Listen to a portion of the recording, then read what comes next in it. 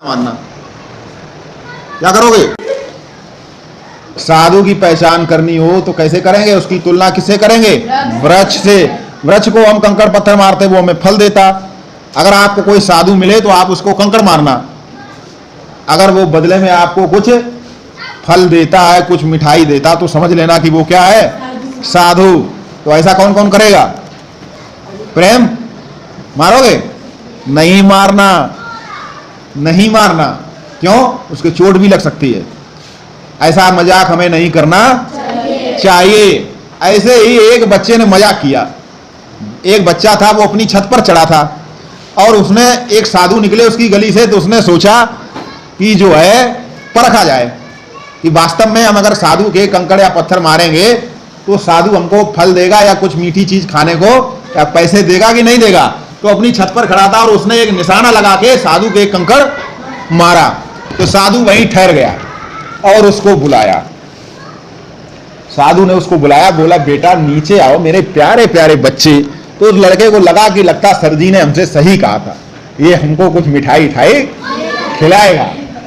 तो साधु ने उसको नीचे बुलाया। साधु को बहुत तेज लग गया था वो पत्थर। साधु ने उसको नीचे बुलाया और उसके सर पर हाथ फेरा, बोले प्यारे बच्चे तुम बहुत अच्छे और तुम्हारा निशाना बहुत ही जबरदस्त है, तुम्हारा निशाना बहुत ही जबरदस्त, लेकिन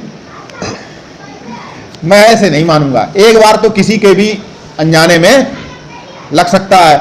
जैसे कि हम जब कंचे खेलते हैं तो कभी कभी क्या होता है, धोखे से भी बाई चांस भी बीच की गोली उड़ जाती है और हम जीत जाते हैं। तो साधु ने कहा तुम्हारा निशाना बहुत जबरदस्त, लेकिन हम ऐसे नहीं मानेंगे।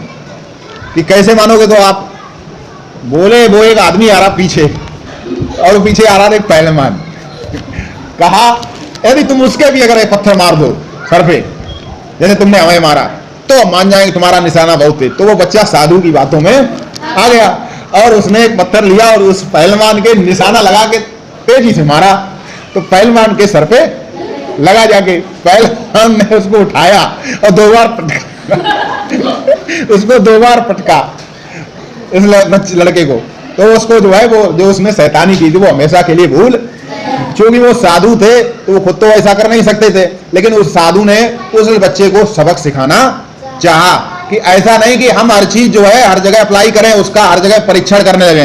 देखिए प्रयोगशाला में जैसे शिक्षक ने आपको बताया कि ये चीज और ये चीज मिलाने से ये चीज बन जाती है।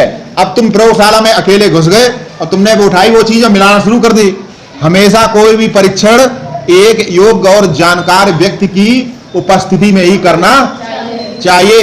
कोई भी नया काम आप घर पर भी कोई नया काम करते हैं तो हमेशा जैसे आपने गैस जलाई, आप खाना बनाने गैस जलाना नहीं जानते, आपने पहली बार सोचा मम्मी रोज गैस जलाती, लाओ आज हम भी गैस जलाकर चाय बना लें।